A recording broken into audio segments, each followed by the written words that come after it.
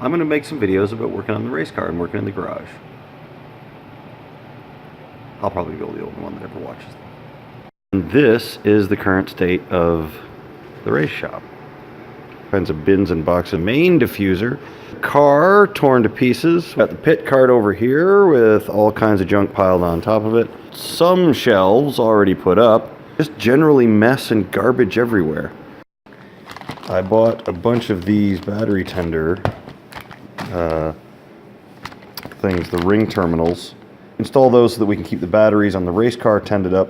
I got these guys off Amazon of all places. You can buy anything off Amazon. Amazon Canada even.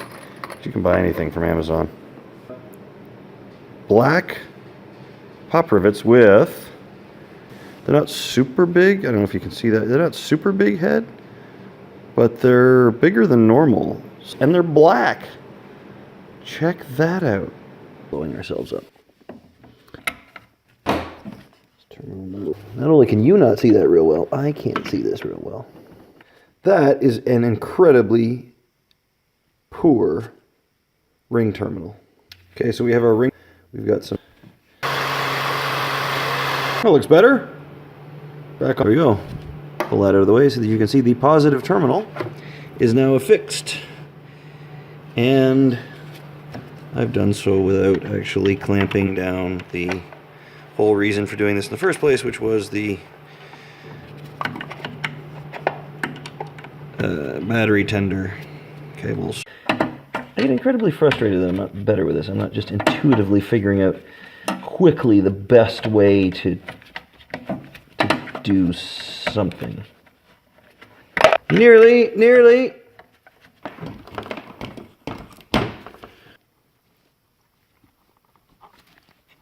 The main battery is now charging.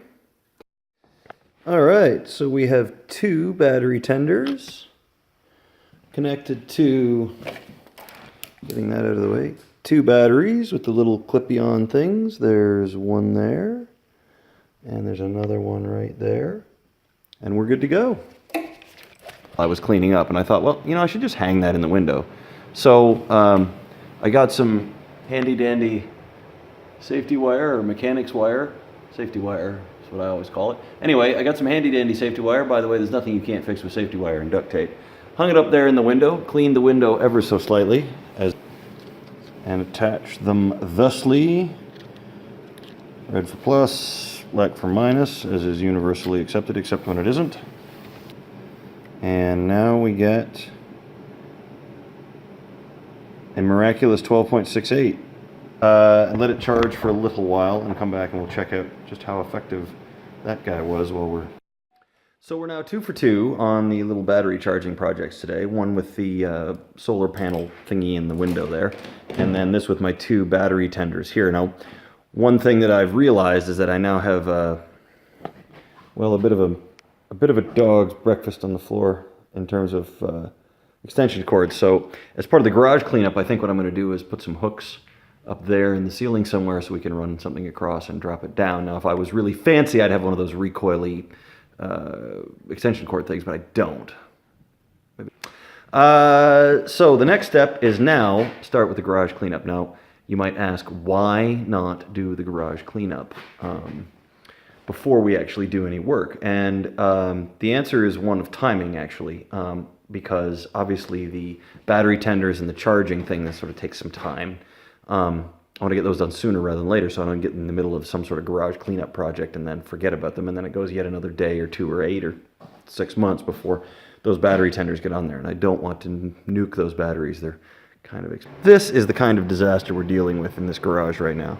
I have lawnmower parts, race car parts, hats, toques, tape, documentation from something, or manual pages paper from something, the radio, gloves, oil, all manner of stupidity. Need to get this cleaned up. Better. Still some shelving material, but better. Not only is it better, but we're more efficient as well. The radio and all that junk, so there was a bunch of stuff that was on this table that's just gone now, but the radio is now up there on the new trophy shelf, and room for whatever else. I also found a Doomocracy hat. Go Mountain Dew.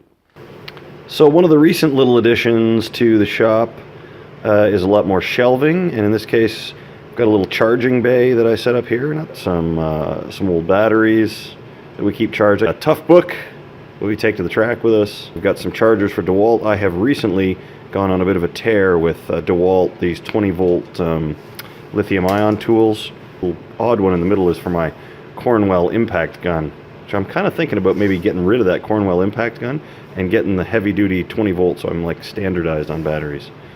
I don't know, has anybody tried the 20-volt